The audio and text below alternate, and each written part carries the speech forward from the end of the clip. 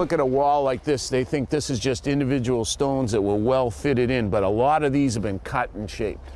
Yes, they have. They've been hand trimmed so that they'll fit in there, but give you that nice natural look. Now, in a wall like this, every stone, every edge has been shaped in order to get that real tight joint in it. And in most cases, it's been split from a lot larger stone. Right.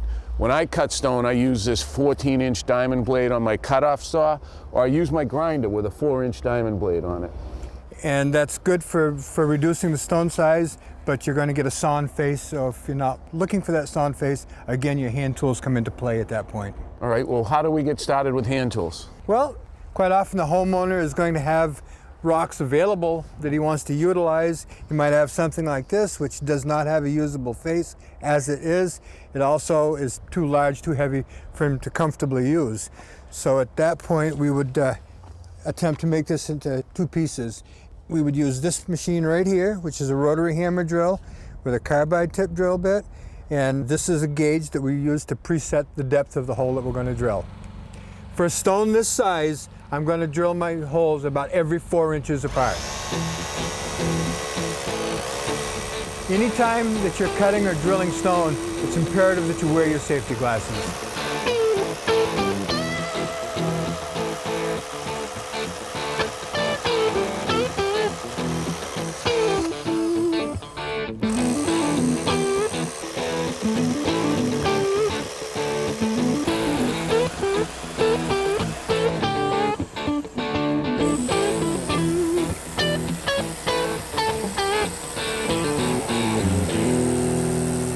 These are the tools that we're going to use to actually break the rock now. They're called wedges and shims, and this is of course the wedge. These are your shims. When you place them in the hole like this, you always make sure that your ears of your shims are pointed in the direction that you want the break to happen. So you put them in snugly.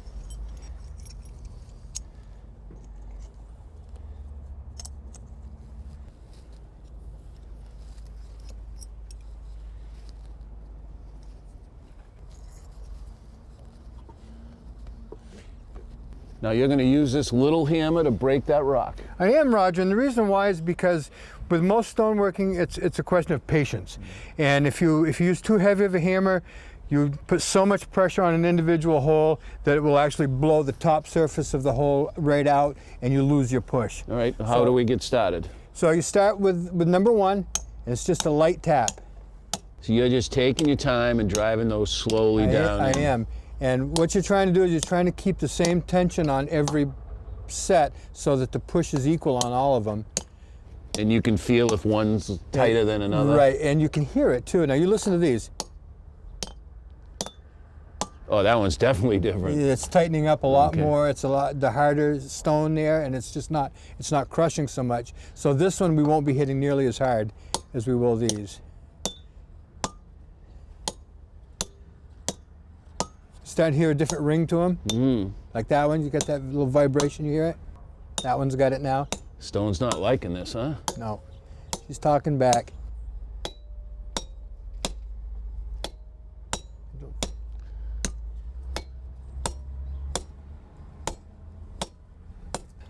Here we go again. I heard a crack then. There it goes. I See see it the now. lines? Yep, yep.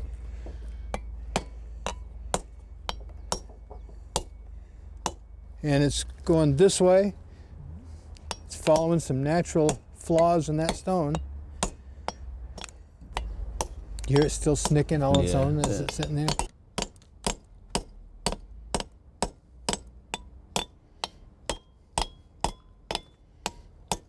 Oh, Randy, this little piece flaked off, but we didn't really get a good split on that, huh?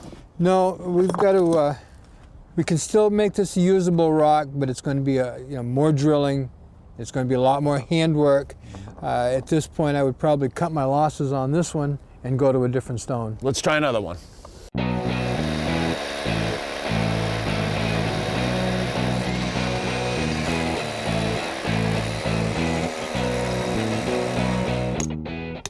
Now we're getting a good crack line all the way across. Almost bottomed out there.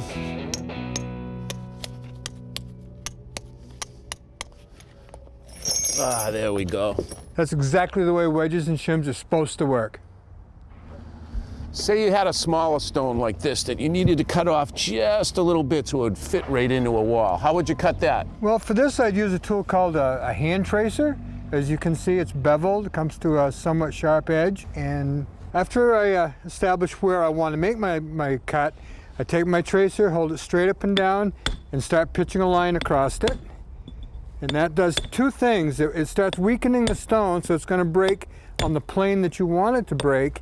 And it's also going to start making a nice flat place for your carbide to set, so that you're not at risk of cracking your carbide then by having too much pressure on just one spot on the carbide. Patience. Always patience. And I notice you're not trying to overhit it either. No, you don't want to blow it out or make it crack somewhere where there might be a weak spot in the stone. You're always making that softer spot. There you go, look at that. Perfect. That'll fit in my wall just the way I want. In your wall. Now for this stone, I'm going to use a slightly bigger tool. It's called a stone buster. As you can see, it has the same edge that the tracer did, but it's a much heavier duty tool. Okay. You can break bigger stones with it. It's still a one-person operation. And you treat it the same way. You pick your line, and then you start hitting it.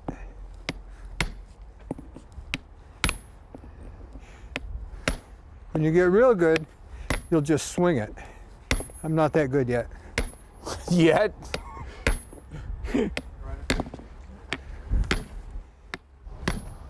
Allows you to really hammer on that, huh? Well, it does, but there again, you don't want to lose track of the fact that you don't want to overwork your tool or your stone.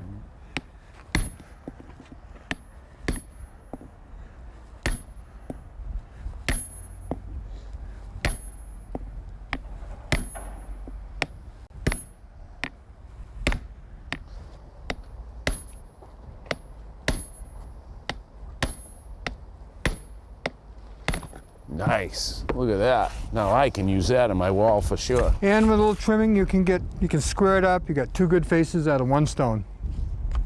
All right, I got another stone for you. This one I don't need split. I need it trimmed. You look at the angle here. I need that taken off so it'll fit nice and flat in my wall. How would you do that? Well, for that, I would use this tool right here. It's called a hand set. You can see that it's flat. It's carbide like the others, but you place it on the stone, hold on a little bit of an angle, and you again pitch your line right across. So you're not trying to take the whole chunk at once? Not trying to take it off all at once, because you at more risk of doing more damage to the stone than you want. So you just kind of work it back a little bit to a time.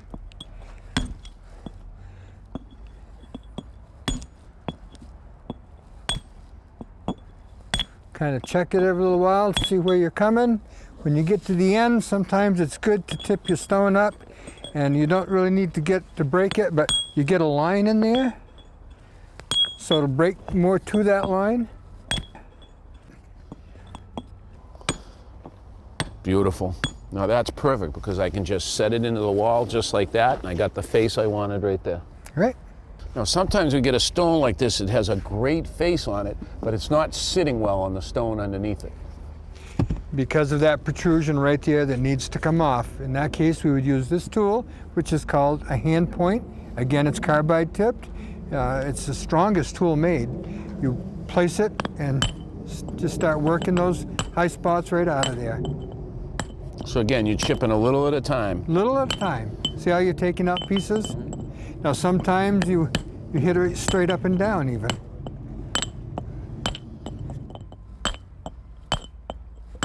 Once you start getting it down to close to where you want it to be, and you're worried about blowing out another big chunk, it's when you go to this bushing hammer, which is a hand point, but as you can see, it's got a coarse side and it's got a fine side. So depending on the finish you want, in this case, you're not leaving an exposed look because it's going to be the bottom. So you just take this and you just keep bringing it right down and blend it right in. I think we're about down to the level you want to be, so let's try it and see. Let me take a look. Yeah, that sits pretty good now. Thank you so much, Randy. You've taught me that with a few simple hand tools, you can cut and shape almost any stone.